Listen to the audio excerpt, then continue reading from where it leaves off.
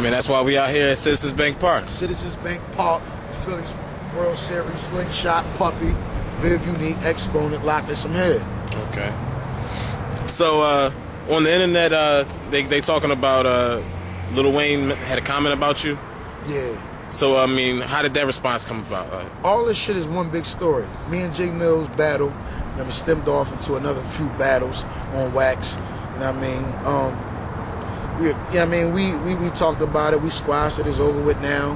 My son is like, he's connected to Jay Mills because they from Harlem or Bronx, whatever, New York City. And that was supposed to be his, like, you know what I'm saying, his big homie, whatever.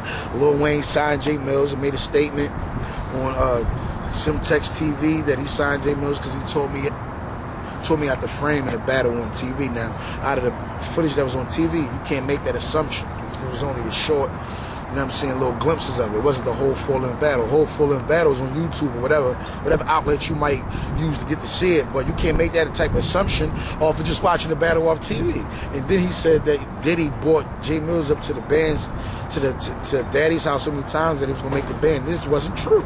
Like, you know what I mean, Jay Mills, Wanna Blow, Nigel, and Tone and all of them, they cool with Diddy. They grew up in Harlem together. They associated, you know what I'm saying? So it all stems around, and Lil Wayne signed Jay Mills, and first Jay Mills was on a contract to battle, but he didn't want to do it because I heard Lil Wayne told him not to. Then my son stepped in and said he would do it. He would battle anybody. So that's how this whole thing came up. But it's like 6 degrees of separation with all this shit. You know what I'm saying? Yeah. For me, I'm the forefront. I'm the nucleus. You know what I'm saying? I'm the nebulous of the shit. E-Neutron and shit all revolve around me. This whole battle shit. I'm the king of the battle rap, and you can't have it back. I own the battleground. Anybody want to battle, just make sure the money right. Okay. Now, on NewFreeMixtape.com, Murder Mook said that he was, you got his blood boiling. Right. I mean, he was ready for you. I don't know, you know. NewFreeMixtape.com, I'm here to tell y'all, you know what I'm saying, Murder Mook can chase me around or whatever he want to do, or antagonize or whatever he do. We talked on the phone, we cool. We really, it's just all about the bread, you know what I'm saying? Yes, like, the battle ain't the thing. It's about the bread and getting something out of it. There's niggas be putting their careers on the line when they go out in the battle. Nigga can get barbecued and lose his deal or lose his situation, whatever he got going on. So as long as the money is there, it's whatever. You know what I'm saying? I said it. I put it out there. It's something for you to, you know what I mean, for the people to hype up and put it in the atmosphere and blow up and blow it out of proportion to where the promoters come in and it's on and popping. That's it. Okay. So, world, you hear that? Nest is open. I'm open. I'm here. I'm doing my swap thing. You see me swimming in the water, Citizens Bank Park with Phillies. I always rock a Phillies fitted too. Every time you see me, it's gonna be a different puck. Might be green, might be orange, it might be sky blue, turquoise, Temple University colors. You know what I'm saying? We here, man. South Philly, Southwest, West, Northeast, Badlands, the Bottom, Darby, Sharon Hill. I'm everywhere, man. I'm everywhere, but in the casket. You already know this. All right. So, when you was coming up, like, tell us a mixtape story, like your favorite mixtape when you was coming up, like, or like a story, like how the mixtapes, like, you might have been like, damn, like that mixtape was like so crazy. Tell you like this, man. I was at the point. I was so hungry before I got on. I was making mixtapes as I go along. Like, I would really sit there and be broke, and I would go to Kinko's and cut and paste and make a CD, 10 songs, put his CD on there, name it something, go out and sell it. So that's how hungry. That's the level of extent. That's the level of hungriness I'm willing to give to the people when I want to do something, when I put my mind to it, when I go after it. This is what I was doing before I got on. I was pressing up mixtapes, like only 10 copies of mixtape. I would sell it. Next day I would have a different mixtape and sell that. Then have a different mixtape and sell that. And so people just start following me to when I would pop it up at shows. People didn't know what I looked like until the band. So people were like, what a boy, Elliot Ness? And I'd be standing right there next to him, ready to perform. Shit that they love, riding around trapping, you know what I'm saying, getting wavy too. I was dead. So that's what I was doing. I always loved this music thing. That was always my passion. Me and DJ Drama shit, the same passion. Me and Worldwide Ace, Exponent, Chelly, No Frills, Benji Styles, E-Stacks, Ant Live. Everybody, we just share the same passion for the music, and we just like that raw shit and that new shit and that exclusive shit. All right. Yeah, so you just basically, you told us about the passion. Like, a lot of people don't have that drive to, like, go out there and hit the streets and, do what they got to do. Like, right. I mean, I think that's what's missing, like, in the East Coast, North rap. Yeah, East Coast North rap is definitely, you know what I'm saying, declined from where we used to be at. We used to be at the pedestal of rap. Now we somewhere down bottom. The down south definitely got it on lock. It's because they making great music and they sticking together. Once we follow that format and that pattern, maybe we can start getting the money and we can have the say so and the power. We still got power, but you know the South is just on fire, and you can't do nothing to stop it unless you make good records, and that's what it is. That's the only thing that's going to change it. Okay.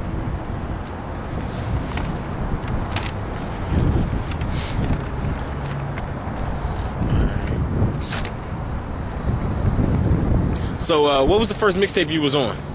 First mixtape I was on was No Bootleggers. I think it was called No Bootleggers. It was the Figures mixtape.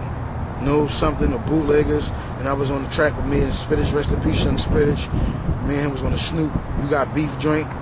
And that was my first tape I was on when I came home. But the very first mixtape I was on was the ICH joint. Inner City Hustlers. Shout out to my man Jim and Pooh. You know what I'm saying? Oskino and Sparks, that's how I met them. And you know what I mean, Saku and other fellas that I was doing music with. But that was my actually first mixtape on before I went to jail in 99. I had to join Freak Jones on there and I had to join 54 Shots apiece. Then when I came home from jail, the next big thing, mixtape spot that I got was the No Bootleggers and something else on. It was the Figures mixtape though, but it was hosted by, you know, the Figures, Ab Live was a close friend of Black Key, close friend of me, brought us all together. 6 degrees of separation, there you go, voila. Okay. So where can the people find, you know, that old exclusives? Shit, man. This shit swimming around here. If you Google me, nigga, Google me. You'll find whatever you want to find and more. I'm sure if you Google me, do your research, do your homework, and you gotta really be a hip-hop connoisseur to find my shit.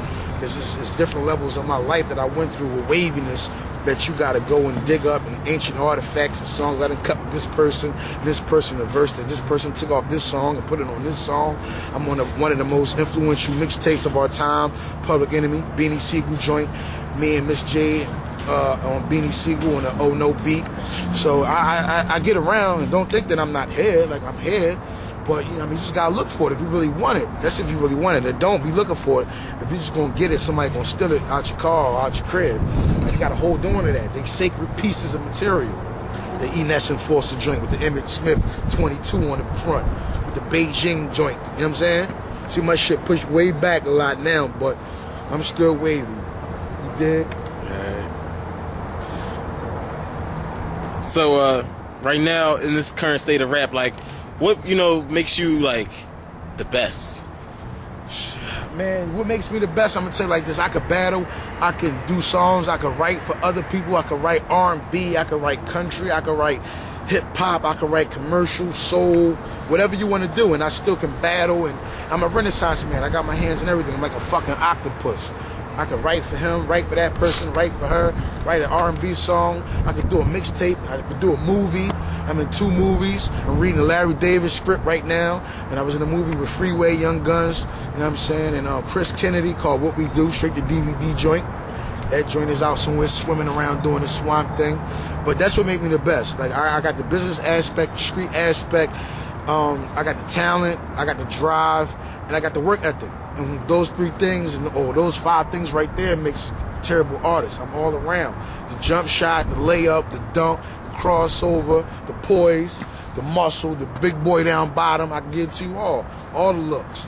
So you just basically versatile. Versatile, versification.